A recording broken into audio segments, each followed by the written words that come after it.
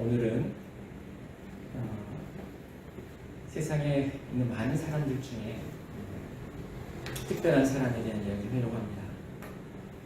세상에는 어떠한 종류의 사람들이 있을까? 여러 가지 종류의 사람들이 살고 있겠죠. 그런데 단순하게 두 가지 종류의 사람을 생각해 보려고 합니다. 하나는 세상에서 사람들이 성공했다라고 하는 사람들이고, 또 한 사람은 그 반대로 저 사람은 실패했구나 이렇게 생각하는 사람들입니다. 대부분 성공한 사람들은 어디에 살고 있죠? 세컨드 하우스로 시골에도 살 수 있고, 그렇지만 본인들이 사는 곳은 그 도시의 중심입니다. 그래서 우리가 강남이라고 하는 곳을 잘 알고 있죠. 그 도시마다 중심이 있습니다. 권력이 중심되고 돈이 중심이 되고, 그런 곳에 성공한 사람들은 살고 있습니다. 또 그들끼리 이런 길이를 만들죠. 반대로 그럼 실패한 사람은 어디에 살고 있을까요? 그 중심은 들어갈 수가 없고, 그 나머지 빈자리에 나머지 실패한 사람들이 차지하겠죠.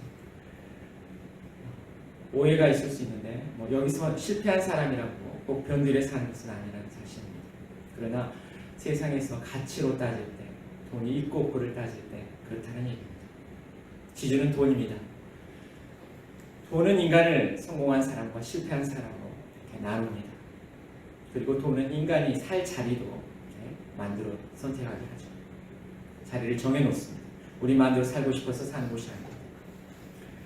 그래서 인간은 다른 것도 아닌 돈을 숭배합니다. 코도 없고 눈도 없고 소리도 없고 가슴도 없고 사랑도 없고 어떤 것도 느낄 수 없는 사람들은 그 돈을 숭배합니다.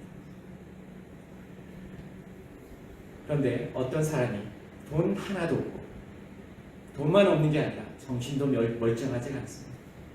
사람들로부터 미쳤다라는 소리를 듣습니다. 세상은 이런 사람들을 어떻게 평가할까요?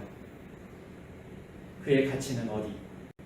정말 그가 살 수 있는 집은 어디에 마련할 수 있을까요? 세상은 그를 있어도 그만, 없어도 그만이는 사람이라고 아마 여길 것입니다. 그래서 그는 아마 세상에 있는 사람들, 성공한 사람들은 그를 중심은 들어올 수도 없죠. 도시의 변두리, 아마도 저 멀리 있는 그런 변두리, 사람이 살지 않는 그 변두리로 쫓아냈을 것입니다. 세상에 있는 사람들이 그런 건 아니겠지만, 세상에 있는 그런 돈의 가치에 따라서 거기에 머물 수밖에 없을 것입니다. 그런데 만약에 하나님이 정말 세상을 만드시고 이 세상에 그 어떤 것과 바꿀 수 없는, 비교할 수 없는 존재가 그를 귀하게 여기신다. 세상에서는 하잘 것 없고 가치 없게 여겼던 그를 하나님이 정말 존귀하게 여기신다면, 그래서 그에게 하나님의 능력을 보이고 그에게 하나님의 후원자로 그 옆에 함께 동행한다면 세상은 어떤 일이 벌어질까? 아마도 세상에 있는 가치가 흔들릴 것입니다. 적어도 그런 능력과 하나님의 그런 보호와 인도를 받은 사람은 더 이상 세상 가치에 흔들리지 않을 것입니다. 더 이상 사람들이 돈으로 평가한다고 해서 평가받지도 않을 것이고, 돈이 많고 적음에 의해서 흔들리지도 않을 것입니다.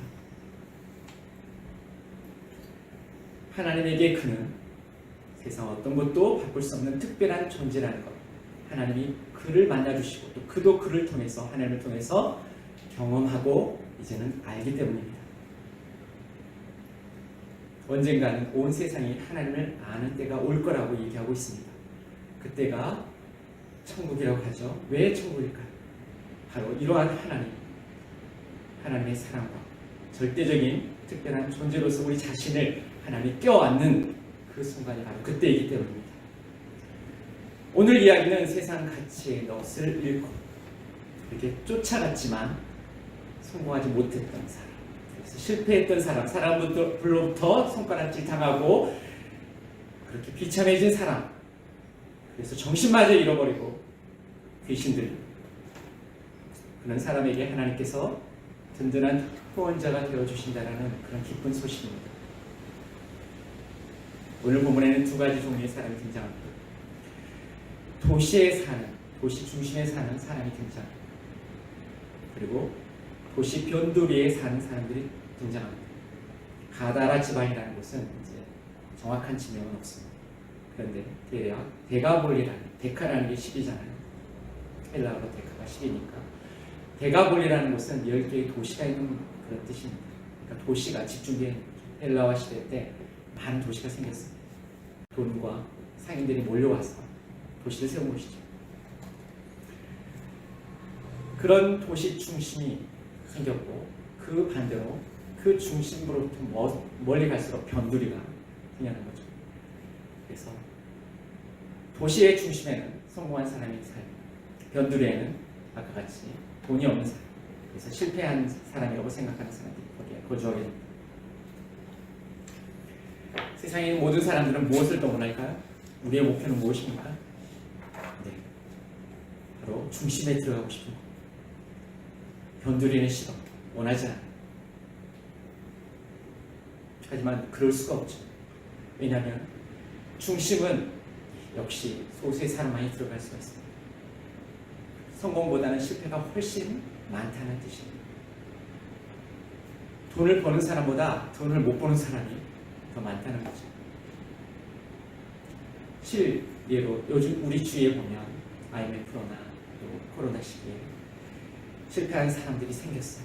기업을 잃어버리고 탕진하고 가족들은 이혼을 당하고 뿔뿔이 흩어지고 충격으로 어떻게 병까지 얻고 살소망까지 끊어져서 자살하는 사람도 생기죠.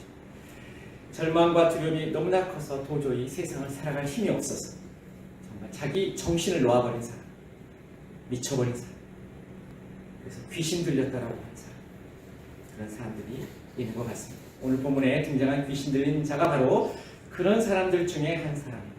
실패한 사람이고 정신이 나가 미쳐버린 사람, 귀신 들린 사람. 세상은 그를 산 사람 취급을 하지 않죠. 죽은 사람 취급을 하죠. 뭐 돈이 없어서 변두리에 사는 정도가 아니라 이 사람은 살아있다라고 말할 수 없어서 그가 거처할 곳은 어디예요? 사람이 살지 않는 무덤가 근처에 거처를 두고 있습니다. 무덤가에서 사는 사람이 어디 있겠습니까? 거기에 집을 짓는 사람이 어디 있겠어요? 거기서 노는 사람도 없어요. 누가 거기에서 텐트를 치고 잠을 자겠습니까? 아무도 살지 않는 곳에 이 사람은 살 수밖에 없었죠. 그런데 그를 위해서, 그를 치료해 주기 위해서 목표가 바로 그 사람이었어요. 그 한 사람을 위해서 폭풍을 뚫고 찾아오신 분이 계셨습니다. 그분은 하나님의 아들이셨습니다. 이름은 예수님이시죠. 폭풍을 잠잠케 하고 무리를 걸으시면서 제자들에게 믿음을 주시며 그렇게 왔던 분이 어디를 향하고 계셨어요? 바로 이 정신 나가 미쳐버린 사람을 향해서 건너오고 계셨던 겁니다. 목표는 바로 이 사람이었어요. 그 폭풍우를 뚫고 향했던 곳이 바로 이 사람을 향했던 겁니다. 예수님은 의사로서 병자를 찾아오셨어요. 그는 의사의 존재 이유가 바로 병자 때문이라고 얘기하고 계세요. 예수님이 이 땅에 신으로 오신 것이 아니고 이 땅에 그분이 지혜를 자랑하려고 오신 것이 아니고 그분은 의사로서 잃어버린 자를 또 연약한 자들을 찾아서 그를 만나주시고 회복시키시고 사람처럼 하나님의 형상을 회복시키려고 오셨던 것입니다. 예수님에게 병자는 자신이 이 세상에 존재하는 이유였습니다. 너무나도 신기하죠. 너무나도 감동이 됩니다.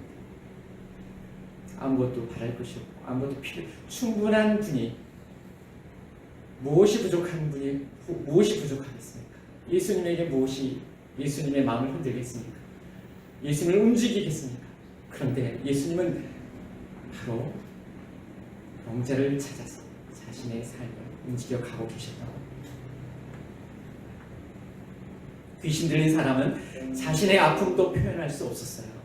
아까 찬양을 목사님 하셨는데 예수님이 필요합니다. 이 말도조차 할 수 없는 존재가 바로 귀신 들린 사람이었어요. 자기 의지로, 자기 입으로, 자기 눈으로 볼 수 없고 들을 수 없고 말할 수 없는 존재였어요. 그러나 그는 그렇게 고통스러운 신음소리를 낼 수 없었지만 그의 영혼은 정말로 그 영혼 깊은 심령이 깊은 곳에서는 고통 속에 신음을 하고 있었던 것입니다. 누구도 들을 수 없었지만 누가 들으셨어요? 네. 그분을 만드신, 그분을 사랑하십니다. 바로 하나님만이 그의 고통과 신음을 들으셨던 거예요. 애굽 백성이 부르짖고 소리 질렀을 때 하늘에서 하나님이 들으시고 땅에 오셨던 것처럼 아무도 구원해 줄 수 없는 그 상황에서 하나님만이, 그 긍휼한 하나님만이, 우리를 창조하신 하나님만이 들을 수 있었죠. 그래서 하나님은 하늘의 보좌를 벗어 던지시고 이 땅에 내려오셨던 것입니다. 바로 예수님이시죠. 신음을 소리를 들으셨어요. 하나님의 아들이셨죠. 이 세상을 창조하신 하나님. 요한복음에는 그분이 바로 하나님이시고 그분이 바로 하나님의 마음, 파토스라고 하셨어요. 하나님의 사랑을 가지고 이 땅에 오신 분이 예수님이시죠. 바다를 잠잠케 하신 예수님께서 귀신에게 명령을 합니다. 그 사람에게서 나오라. 그 순간 그 사람의 전 존재에 그를 붙잡고 있던 귀신이 떠나가고 귀신 들렸던 사람은 정상으로 돌아왔습니다. 눈이 떠졌습니다. 제정신으로 돌아왔습니다. 볼 수 있고 말할 수 있고 느낄 수 있었어요. 그 앞에 예수님이 계신 거예요. 아무도 자기를 사랑해 주지 않았는데, 자기의 친구는 무덤이었고 죽은 자들이었는데 예수님이 자신을 바라보고 있었던 겁니다. 그때 그 사람의 마음은 어땠을까? 자신 안에 질서가 무너지고 감정이 무너지고 의지가 무너져서 아무것도 할 수 없었고 사람하고 살고 싶은데 그럴 수도 없고 귀신에게 끌려다니는 자신의 모습, 그것을 내면에서 지켜보아야만 했던 그런 모습, 그런 마음들, 답답하고 절망 속에 있었고 그런 감옥 같은 그런 마음을 가지고 있었죠. 그런데 예수님은 자신의 말할 수 있는 고통을 찾아서 오셨어요. 스스로 대적할 수 없어서 포기하고 절망했는데 그 귀신은 내 안에서 나를 조종했던 그 영적인 세력을 쫓아내셨어요. 그에게 평안과 안식을 주셨어요.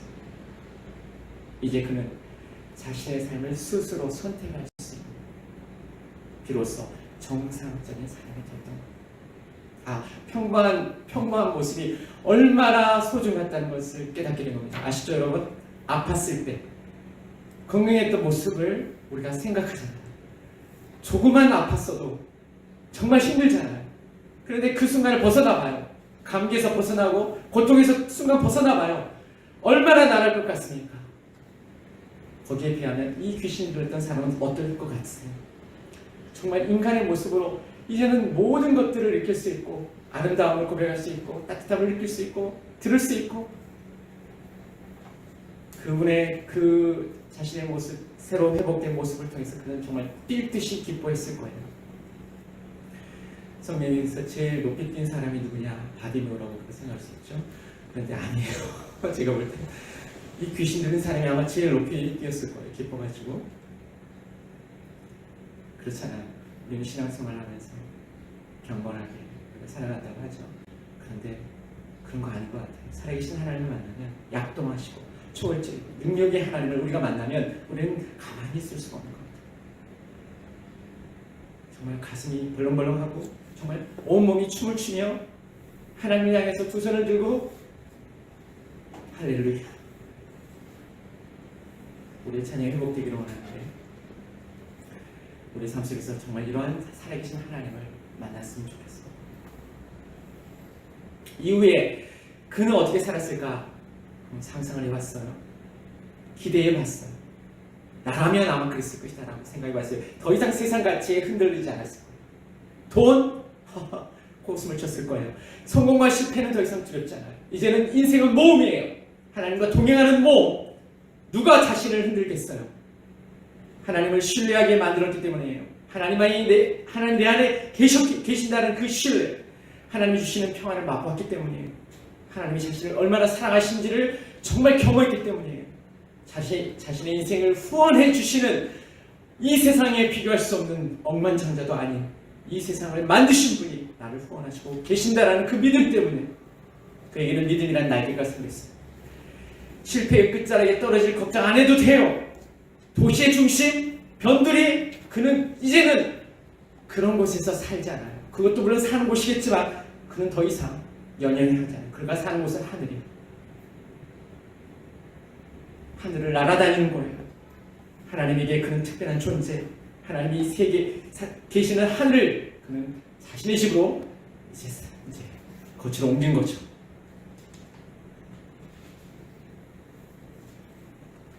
여러분들은 어디 살고 계세요?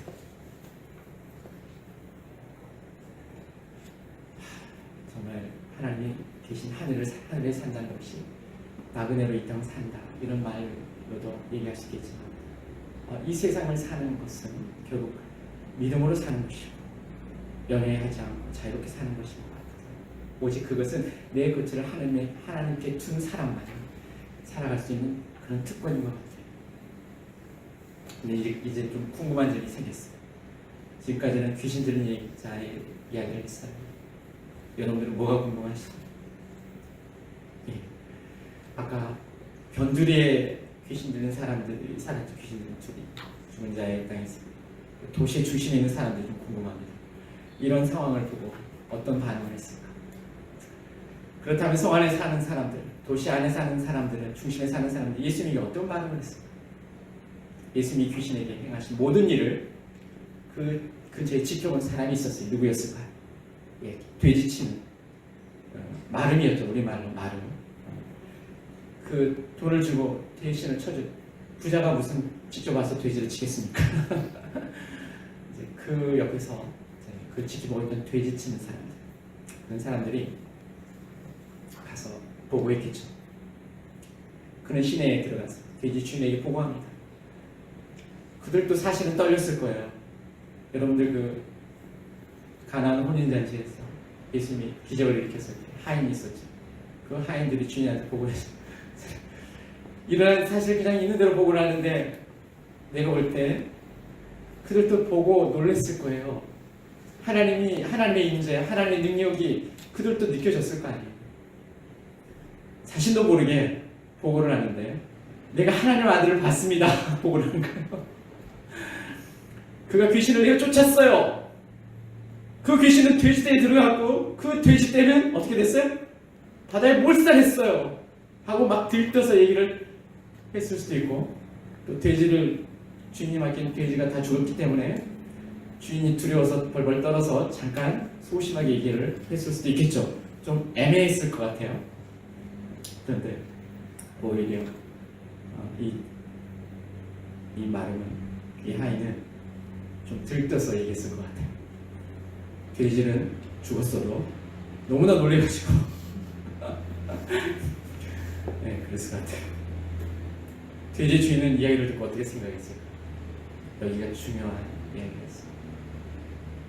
돼지 주인들은 돼지를 숭배하는 사람이었어요. 돈을 숭배한다라고 보다 여기는 돼지를 숭배하는 게 맞겠죠? 예. 돼지가 주는 고기를 먹고 돼지가 주는 혜택을 누리면서 돼지가 주는 집에 살았죠. 이렇게 자신들을 세상에서 안전하게 지켜주는 돼지를 몰살시켰다는 소식에 그들은 어땠을까? 분이 났어요. 화가 났어요. 그 귀신을 내쫓으신 하나님의 아들이라는 사실, 의미가 있었을까 없었을까? 그들은 하늘에 뭐가 있는지도 관심이 없어요. 그들은 지금 중심 중에 더 중심으로 들어가고 싶고 세상 중에 세상 더 중심으로 들어가고 싶고 땅이 그들은 관심이에요.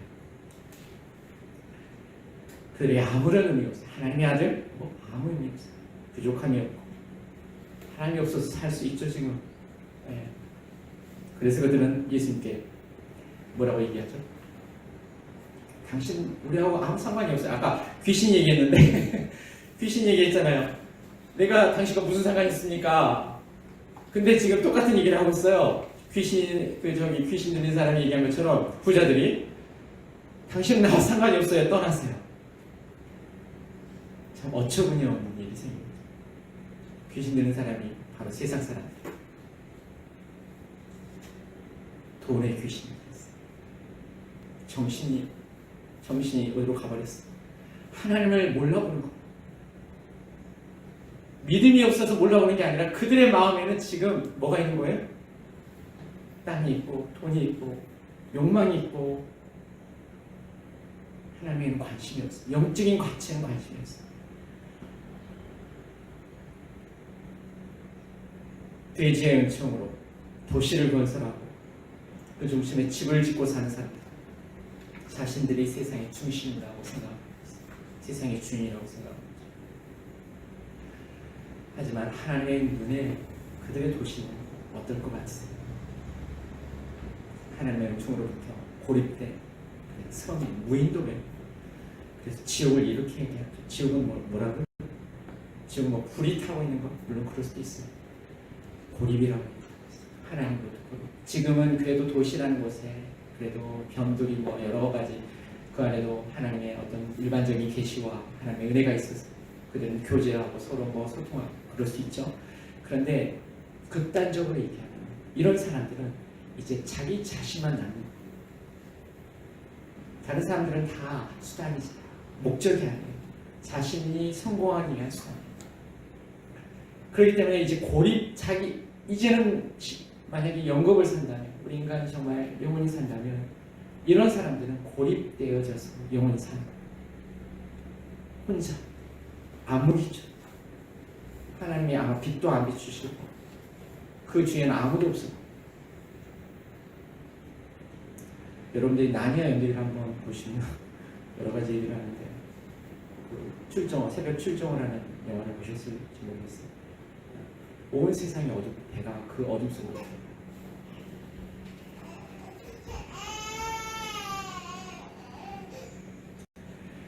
언젠가 이 세상은 지금도 아마 그렇게 파괴되고 있는 실정이죠. 허무와 무가치함과 비인간성, 불이 파괴되어가고 있죠. 인간들, 정의로움, 영적인 가치들, 영원한 가치들, 인간으로서 살아가기 위해서 정말 우리가 체득해야 되고 누려야 하는 풍성한 삶의 그 전제 조건들은 사라져가고 있어요.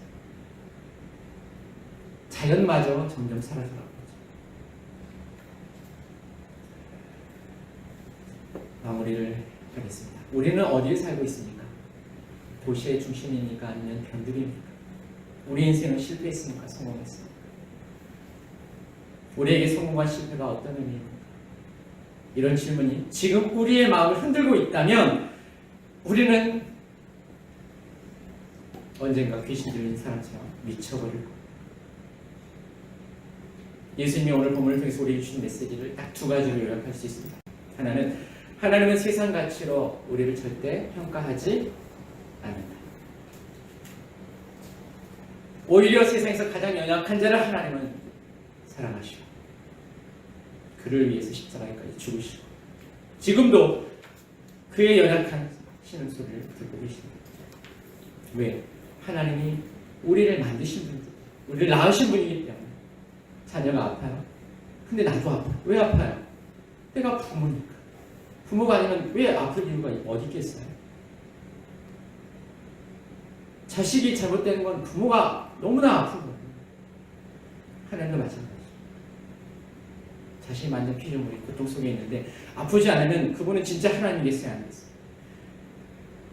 창조자 하나님이겠어요? 아니겠어요? 가짜죠. 자신이 만든 피조물이 신음 속에 있는데 하늘에만 계셔요? 그분은 거짓된 신입니다. 그래서 사람의 고통을 가장 잘 알고 계시는 하나님, 우리는 그 하나님을 믿어야 돼요. 이 믿음을 붙잡아야 돼요. 오늘 본문이 그걸 우리에게 말해주고 있어요. 하나님은 우리에게 든든한 후견이라는 사실 믿읍시다. 그래서 세상같이 평가로부터 흔들지 말고 땅에 집을 짓지 말고 하늘에 집을 짓고 살자고요. 그래야 우리가 자유롭지 않겠습니까? 가난한 사람을 학대하는 자는 그를 지으신 이를 멸시하는 자다. 궁핍한 사람을 불쌍히 여기는 자는 주를 공경하는 자다. 성경은 이렇게 말하고 있습니다. 하나님과 우리가 연결되어 있다는 뜻이에요. 우리와 함께하고 계신다는 뜻이에요. 예수님 오늘 본문을 통해서 우리에게 주신 메시지 두 번째는 하나님은 사람이 누구의 지배도 받지 않기를 원하신다는 거예요. 우리가 신앙생활하면서 좀 잘못된 게 있어요. 하나님 우리를 조종하는 어떤 그런 뉘앙스로 메시지를 하는 분이 계세요. 우리를 조종해 주세요. 하나님 앞에 우리의 의지와 우리의 생각을 다 하나님 앞에 그냥 드린다. 하나님 나를 조종해 주세요. 다스릴 수 이렇게 얘기를 하시는데 그것은 조금 생각을 좀 해봐야 할 때입니다. 하나님은 우리를 지배하려고 하지 않아요. 그게 인격적이라는 말이죠. 하나님은 우리를 감동으로 사랑으로 우리를 안내하기를 바라시고 우리가 감동이 되어서 하나님의 사랑에 이끌려서 우리의 선택으로 하나님께 순종하기를 바라는 것이지 로봇처럼 노예처럼 끌려다니는 그런 백성을 원하지 않는 거예요. 그래서 구약에는 계약이라는 말을 씁니다. 하나님과 우리가 계약을 맺을 때 세상에는 계약을 할 때 주종관계로 계약을 맺을 때가 있어요. 힘 있는 자가 힘 없는 자가 무조건 계약을 맺게끔 그래서 종을 바치게끔. 그런데 하나님이 말씀하시는 계약은 그게 아니에요. 하나님은 내가 너의 하나님이 되어주기로 원해. 너는 내 백성이 될 수도 있다. 내가 너를 도와줄 테니까 너가 나와 함께 있으려면 언약을 맺자. 이런 거죠. 아브라함과 함께 언약을 맺었던 거죠. 하나님은 사람을 지배하기 위해 우리를 창조하지 않았다. 사람이 스스로 올바른 선택을 하기를 바라신다. 하나님이 하실 수 있는 일은 우리에게 참된 목자로서 양의 부족한 것들을 채우면서 양의 마음을 얻는 거예요. 양이 하나님을 알고 목자를 알고 양도 목자도 양을 알죠. 그래서 하나님의 사랑을 하나님은 우리에게 주시려고 하는 거예요. 그래야 우리가 하나님을 따르고 믿을 수 있기 때문이죠.